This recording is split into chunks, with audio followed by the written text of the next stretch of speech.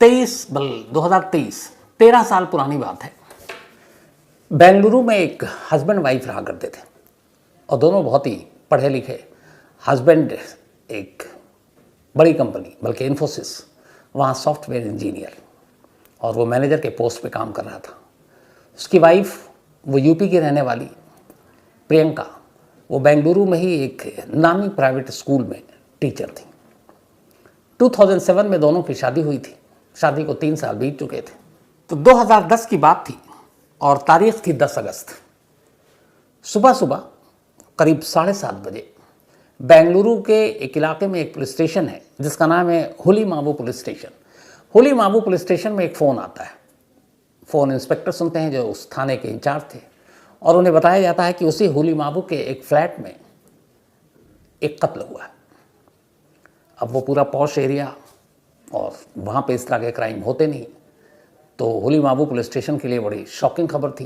खैर टीम भागते हुए वहाँ तक पहुँचती है, उस फ्लैट में जाती है। जब फ्लैट के अंदर दाखिल होती है तो एक अजीब सा मंजर देखती है कि एक लेडी कुर्सी पर बैठी है। उसके दोनों हाथ कुर्सी के हत्थे से बंधे हुए हैं रस्सियों से।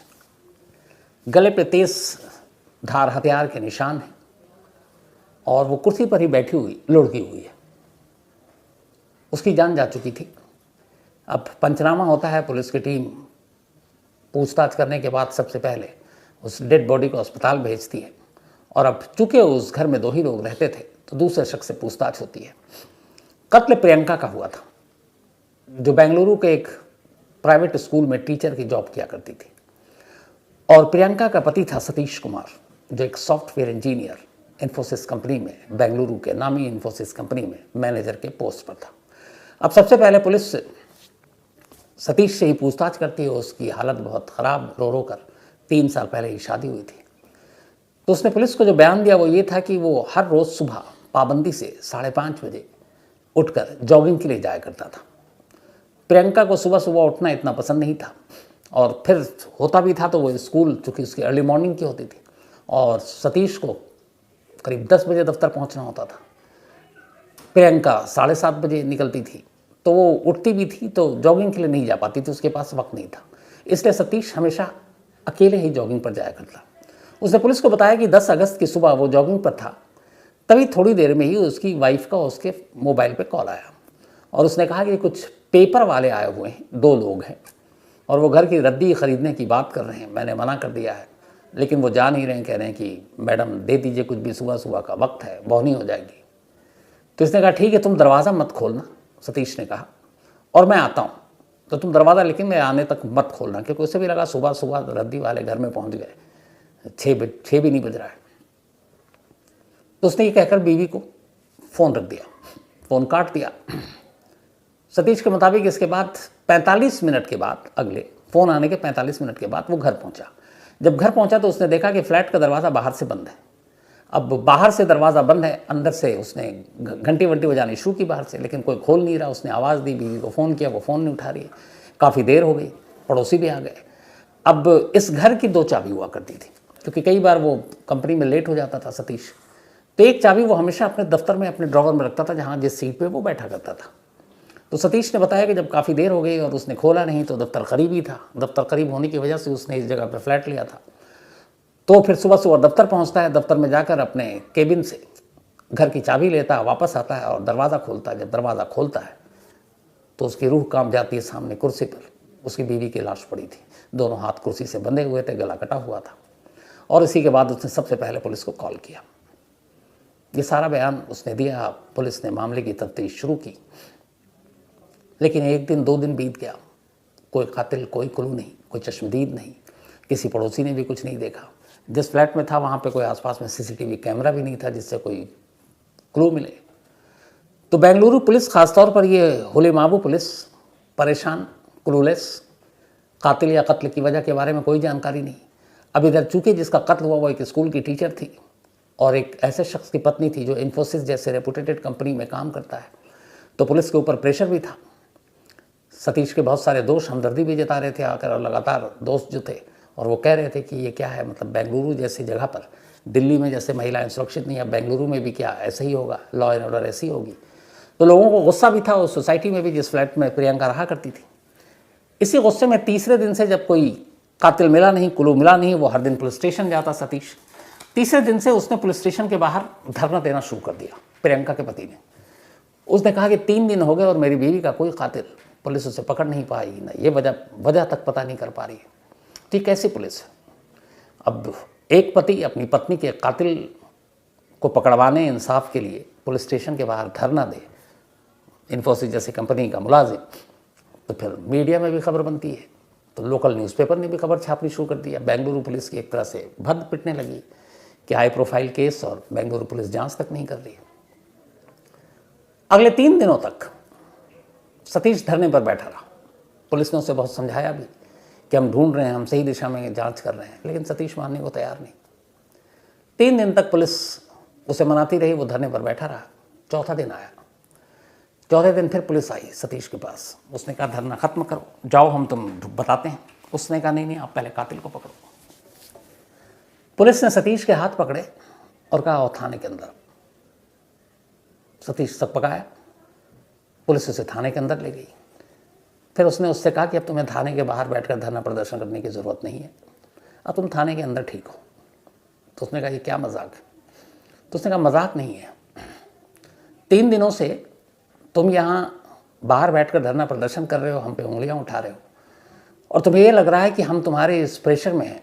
असल में तुम गलतफहमी में थे। तुम 3 दिन तक धरने प्रदर्शन पे बैठे थे और हम लोग जानबूझकर चाहते थे कि तुम बैठे रहो ताकि इस बीच हम तुम्हारी भी कुंडली खंगालें। और कई ऐसी चीज़ें थी जिससे हमें पहला शक तुम ही पर था। बस कुछ कड़ियों को जोड़ना था। जोड़ने में 4 दिन लग गए। तुमने 4 दिन खूब तमाशा कर लिया पुलिस स्टेशन के बाहर। अब पूरी कहानी सामने है, कड़ियाँ जुड़ चुकी हैं, तो आओ थाने में आओ, बाहर क्यों बैठते हो? अब एक्सेप्ट करो कि तुम ही प्रियंका के कातिल हो। सतीश पहले तो सकपकाया, फिर उसने कहा क्या बेवकूफ़ी की बात कर रहे हो, मैं अपनी बीवी को क्यों मारूंगा, और मारूंगा तो मैं ही क्यों धरने पर बैठकर पुलिस पर प्रेशर बनाऊंगा कि कातिल को पकड़े। मैं तो आराम से घर पे चुपचाप रहता, आप पे दबाव भी नहीं पड़ता, आपको मेहनत नहीं करनी पड़ती, आप कातिल को नहीं पकड़ते, तो मैं क्यों करूँगा। फिर पुलिस ने उसे एक एक कर उसकी कमज़ोर कड़ियाँ बतानी शुरू की। जब सारी चीज़ें सामने रख दी तो चूँकि एक सॉफ्टवेयर इंजीनियर था, उससे भी पता था इन एविडेंस की क्या अहमियत है, इसे कोई नकार नहीं सकता। उसके पास भी कोई रास्ता नहीं था। आखिरकार सतीश टूट पड़ा और फिर उसने पूरी सच्चाई उगल दी, पूरी कहानी बताई। जब कहानी सामने आ गई तो केस खुल गया। बट उसने जो कहानी बताई उससे पहले ये जानना ज़रूरी है कि आखिर पुलिस को ऐसा क्या शक हुआ कि जो शख्स पुलिस के खिलाफ धरने पर बैठा है उसी के ऊपर पुलिस ने शक किया कि यही कातिल है। बड़ी माइनर डिटेलिंग के साथ बेंगलुरु पुलिस ने इस केस पे काम किया था, और छोटी छोटी बातों का जब उसने ख्याल रखा तो केस खुल गया। हर पुलिस वालों के लिए एक तरह से नज़ीर है कि छोटी बातों को कभी आप अनदेखा मत करो। 10 अगस्त की सुबह 7:30 बजे जब इस हुली माबू पुलिस के पास फ़ोन आया था कि एक फ्लैट में एक लेडी का कत्ल हो गया है और पुलिस पहुंची, तो उस फ्लैट में 2 ही लोग थे, एक प्रियंका और दूसरा सतीश, उसका हस्बैंड। पहला बयान सतीश ने यही दिया कि सुबह वो जॉगिंग पे था, उसकी बीवी ने फ़ोन किया और कहा कि 2 पेपर वाले आए हैं रद्दी ख़रीदने, और उसने कहा कि तुम उनको रुको, मैं घर आता हूँ, दरवाज़ा मत खोलना। अब इस बयान में ऐसा क्या था जिससे शक हो? लेकिन इस बयान में शक करने की बहुत सारी चीज़ थी। पहली, जब पुलिस ने कॉल डिटेल निकाला तो देखा कि सतीश झूठ नहीं बोल रहा। उसकी बीवी का फ़ोन उसके मोबाइल पर आया, लेकिन जो टाइम है वो टाइम वो गलत बता रहा है। उसने टाइम आधे घंटे आगे का बताया, जबकि कॉल पहले का था। पहली चीज़। दूसरी चीज़, उसने कहा कि तुम दरवाज़ा मत खोलना, मैं आ रहा हूँ। तो वैसे में कभी भी कोई अपने घर पे अगर फ़ोन करे और ऐसा इमरजेंसी, आपको डाउट भी है कि सुबह सुबह कौन 6 बजे रद्दी वाला आता है, और आप बीवी से कह रहे हो कि तुम दरवाज़ा किसी भी कीमत पे मत खोलना, मैं आ रहा हूँ, तो पहला काम आप क्या करेंगे? आप जॉगिंग छोड़ेंगे और सीधे घर जाएंगे। और जहाँ वो जॉगिंग करता था वो घर के बिल्कुल नीचे पास में 3 से 4 मिनट घर की दूरी थी, लेकिन वो पहुँचता है 45 मिनट के बाद। अब सवाल ये था, और शक की गुंजाइश यहीं से पहली पड़ी, कि एक शख्स अपनी बीवी को कह रहा है कि दरवाज़ा मत खोलो, मैं आ रहा हूँ, और आने में वो 45 मिनट लेता है। पुलिस को लगा ये 45 मिनट बाद क्यों आया? क्या 45 मिनट तक वो रद्दी वाला दरवाजे के बाहर खड़ा रहेगा? यही उसका ये पहला बयान उसके खिलाफ किया। दूसरा बयान, उसने कहा कि जब वो घर पहुंचा तो दरवाज़ा बाहर से बंद था। उसने काफ़ी घंटी बजाई, अंदर से खुला नहीं। बीवी को फ़ोन किया, उसके फ़ोन पे बहुत सारे मिस कॉल भी थे। बीवी को किया जो उठाया नहीं। मतलब उसने कहा कि उसके पास हमेशा एक दूसरी चाबी हुआ करती थी। तो वो फिर भागकर, पास में ही दफ्तर था इन्फोसिस का, वो अपने केबिन में गया, वहाँ उसके ड्रॉवर में वो चाबी रखती थी और वो चाबी लेकर आ गया। अब इस बयान में भी शक करने की क्या कोई वजह, लेकिन पुलिस ने जब तफ्तीश की तो ये पता चला कि ये सही है। ये सुबह 10 अगस्त की अपने दफ्तर गया था और दफ्तर से लौट कर भी आया था। इसमें कहीं झूठ नहीं बोला। तो जब दफ्तर गया और लौट कर आया तो फिर शक क्यों करें? यहाँ पे भी एक शक था जहाँ पुलिस ने दिमाग लगाया। एक शख्स जो सुबह सुबह जॉगिंग करने के लिए निकलता है, अमूमन या तो फ़ोन अपने पास रखता है या पर्स। कई लोग होते हैं जो बाहर उस वक्त चाय पीते हैं या कुछ और, बस ये 2 चीज़। इसके अलावा अगर वो अकेला है, घर की चाबी भी रख सकता है। लेकिन कोई भी शख्स सुबह सुबह जॉगिंग करने गया हो, उसके बाद वापस घर आना, नहाना है, धोना है, फिर तैयार होना, फिर ऑफिस जाना है, वो अपने ऑफिस का आईडी कार्ड लेकर जॉगिंग करने नहीं जाएगा कभी ज़िंदगी में। अब ये शक क्यों आया? वो इसलिए कि जो केबिन है और जहाँ पे इसने आई कार्ड रखा था, वो चाबी रखी थी अपनी, हर दफ्तर में, हमारे दफ्तर में भी है, उसमें ये होता है कि आपका इलेक्ट्रॉनिक कार्ड होता है एक, और आप पंच करते हैं, दरवाज़ा खुलता है। ये सारी चीज़ें हर दफ्तर में आजकल हो गया कि आपको एक कार्ड मिलता है जो आप स्वैप करते हैं या फिर पंच करते हैं या फिंगर दिखाते हैं। लेकिन उस वक्त वहाँ पे वो कार्ड था जो स्वैप करते थे, जैसे होटलों में आप रूम खोलते हैं तो उससे दरवाज़ा खुलता है। पुलिस ने जाकर इन्फोसिस के दफ्तर से पूछा वहाँ के स्टाफ से कि अगर कोई शख्स सुबह सुबह आए या कोई इमरजेंसी हो और आई कार्ड नहीं है तो आप उसको एंट्री दे देते हो? तो उन्होंने कहा कि सुबह कोई ऐसा सीनियर भी नहीं होता है कि जिससे, मतलब HR वाले भी 10 बजे के बाद आते हैं या 10 बजे आते हैं। तो वहाँ एक नहीं, कई हर जगह पे उसको लगाना है, 3-4 जगहों से कार्ड स्वैप करके तब गुजरना होता था। तो कहीं भी इसने कार्ड स्वैप नहीं किया। फिर ये चाबी कैसे ले आया? तो पुलिस को ये शक हुआ। पुलिस से पता चला कि वहां पे ये आया तो था, लेकिन बिल्डिंग में घूमकर निकल गया, अपने केबिन तक नहीं गया। ये दूसरा शक जो इसके खिलाफ गया। इसके बाद पुलिस ने फिर और कुंडली खंगालनी शुरू की तो पता चला कि सुबह इसकी बीवी ने कॉल किया था इसे, जो इसने बयान में दिया, जिसमें कहा रद्दी वाले को अंदर मत आने देना। लेकिन जब पुलिस ने उस कॉल के डिटेल निकाला तो देखा कि जहाँ से कॉल किया गया और जहाँ से रिसीव हुआ, दोनों का लोकेशन एक ही जगह दिखा रहा है, दूर नहीं है। तो फिर इसका मतलब यही हो सकता है कि उसने अपनी बीवी का कत्ल किया, उसके बाद बीवी का फ़ोन उठाया, ख़ुद को एक कॉल किया और ख़ुद ही कॉल को छोड़ दिया 30-40 सेकंड तक रिसीविंग मोड में, फिर कॉल बंद कर दिया और उसके बाद निकल गया। तो ये सारी चीज़ें आई। पुलिस ने उससे पूछा, उसने कहा हाँ यही किया था। तब कातिल पुलिस की गिरफ्त में था। सिर्फ एक चीज़ जाननी थी, जिस शख्स की शादी को अभी सिर्फ 3 साल हुए हैं, शादी भी उसने अपनी मर्जी से की, अरेंज मैरिज थी लेकिन उसकी हामी थी उसमें, फिर उसने उसका कत्ल क्यों किया? और कत्ल किया तो ये तरीका उसने कैसे चुना कि अपनी बीवी को कुर्सी पर बैठकर पहले हाथ बांधा? क्या उसने अपनी बीवी के हाथ जिंदा रहते हुए बांधे थे या कत्ल करने के बाद उसको कुर्सी पर बिठाया? और वजह क्या थी? उसने अपनी बीवी का कत्ल क्यों किया? तो फिर आगे की कहानी सतीश ने बताई। शुरुआती कड़ियां तो पुलिस ने जोड़ दी। 2007 में सतीश की प्रियंका से शादी हुई थी। सतीश बेंगलुरु का रहने वाला था, वहीं पैदा हुआ, वहीं पला बढ़ा। सतीश के माँ बाप को एक लड़की की तलाश थी। इत्तेफाक से प्रियंका बेंगलुरु पहुंची, यूपी की रहने वाली, और वहाँ के DPS स्कूल में उसको एक टीचर की नौकरी मिल गई। वहाँ नौकरी करने लगी, दिखने में अच्छी, ठीक ठाक नौकरी, पढ़ी लिखी। सतीश के घर वालों को लड़की बहुत पसंद आ गई। उन्होंने सतीश को दिखाया, सतीश को भी वो अच्छी लगी। तो दोनों परिवार की सहमति से 2007 में शादी हो गई।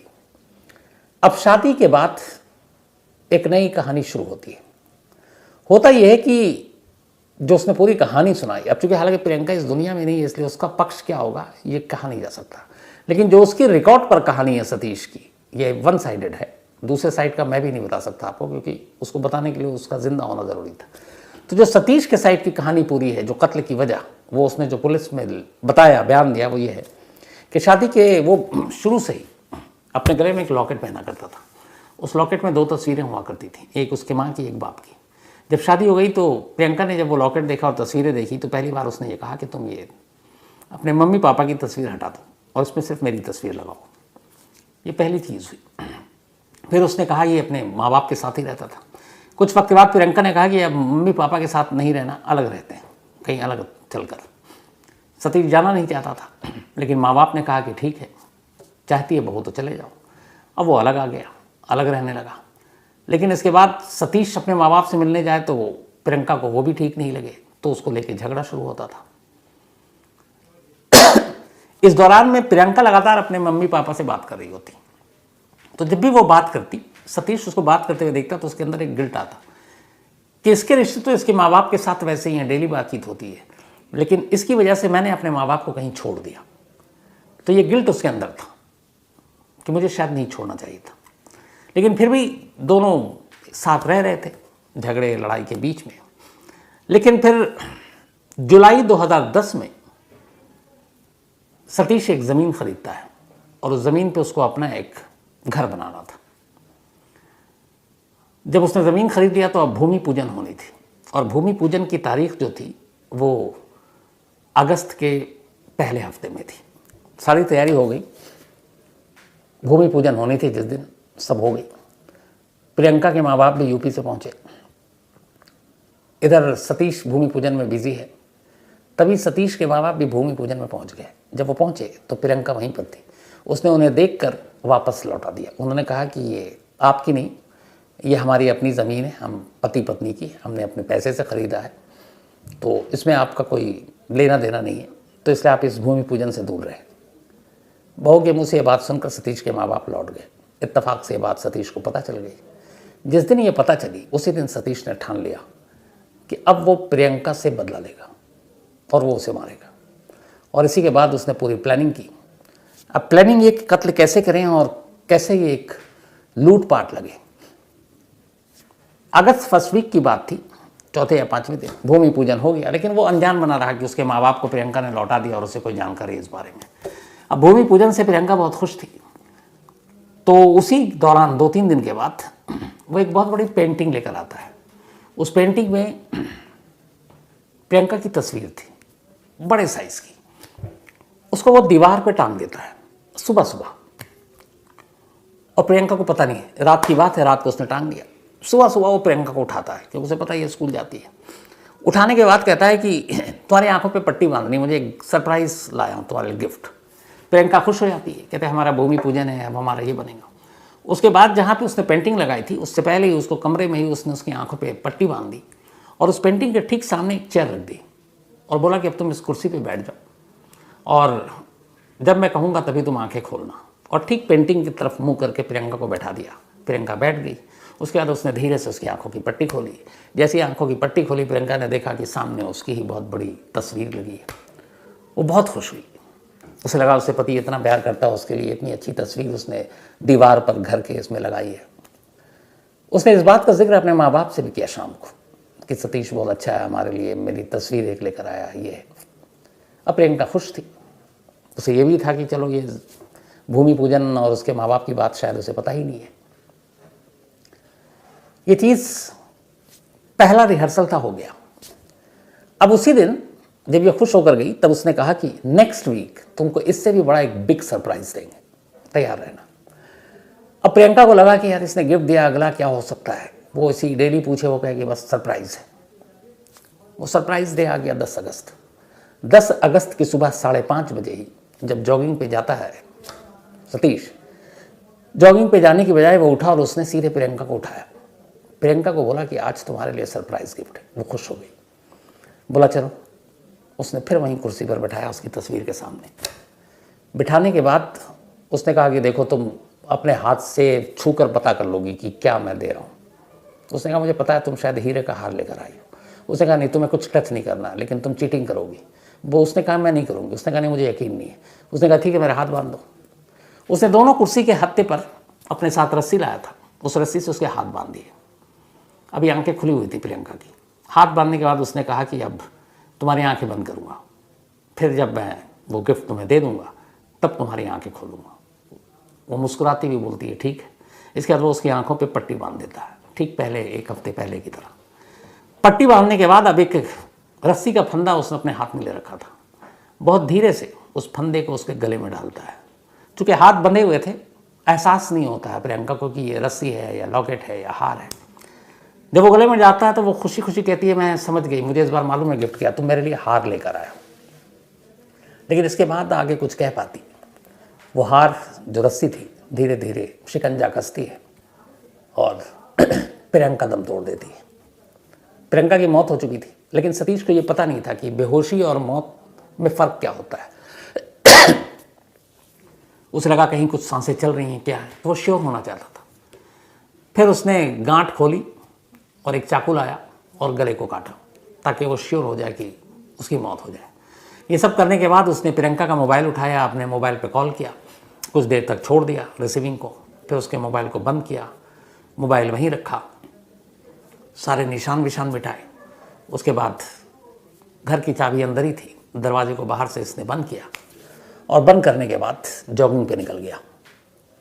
वो चाबी जो हमेशा अपने वो दफ्तर में रखा करता था, वो चाबी उसने एक दिन पहले से अपने पास रखी हुई थी, दूसरी। इस दौरान में उसने जो मोटिव भी था कि लूटपाट हुई है, तो उसने कहा कि चेक करके बताओ क्या क्या चोरी हुआ है। तो उसने कहा कि करीब 1.5 लाख के गहने और 2 लाख कैश मेरे घर में थे, वो गायब है, अलमीरा में नहीं है। पुलिस ने जो बाकी चीज़ें तफ्तीश की थी, सतीश पे तो शक था ही, वो उसके बैंक और जो प्रियंका है उसके बैंक का भी उन्होंने खाता निकाल लिया था। तो पता चला कि 1 हफ्ते पहले सतीश ने अपने अकाउंट में 2 लाख रुपए जमा कराए और अपने लॉकर में कुछ गहने रखवाए। वो वही गहने थे जो उसने चोरी के बात की थी। तो ये सारे सबूत पुलिस के पास थे। पुलिस ने इस केस में पूरी तरह से हर चीज़, हर एविडेंस को कलेक्ट किया और उसके बाद चार्जशीट दाखिल की। 28 जुलाई 2017 कर्नाटक की सेशन कोर्ट ने अपना फैसला सुनाया और सतीश को लाइफ इम्प्रिजमेंट यानी उम्र कैद की सज़ा दी। सतीश ने इस फैसले को हाई कोर्ट में चुनौती दी। हाई कोर्ट ने भी उसके इस लोअर कोर्ट के फैसले को बरकरार रखा। हालांकि जेल जाने के बाद उसने जेल के हर एक जो सजायाफ्ता कैदी होते हैं काम दिया जाता है, तो ये पढ़ा लिखा था काफ़ी। तो इससे पूछा गया तो उसने कहा मैं जेल के कैदियों को पढ़ाई लिखाई में मदद करूंगा, जो कंपटीशन एग्ज़ाम देना चाहते हैं, जो कुछ करना चाहते हैं। तो फिर इसने वहाँ के कैदियों को पढ़ाना शुरू किया और कहते हैं कि इसके पढ़ाई में बहुत सारे कैदियों ने डिग्रियाँ भी ले ली। ये एक अच्छा टीचर बन गया। अपने इसी अच्छे चाल चलन की इसने हवाला देते हुए फिर हाई कोर्ट में दोबारा वो कहा कि मेरी सज़ा पे गौर करे, मुझे रहम दें। लेकिन अदालत ने ये कहा कि चलो ठीक है, तुम्हारा जेल में अच्छा है, तुम पढ़ा लिखा रहे हो, तो जो उम्र कैद के साथ तुम्हें जुर्माने की रकम दी गई है कि ये जुर्माना भी भरना होगा, वो रकम माफ़ करते हैं, लेकिन रहोगे तुम जेल में, क्योंकि इस जेल में जो तुम अच्छा काम कर रहे हो उसके लिए उस बुरे काम को तुम नहीं माफ़ किया जा सकता जो तुमने किया था। तो आज की तारीख में भी सतीश जेल में अपनी उम्र कैद की सज़ा काट रहा है। ये थी आज की कहानी।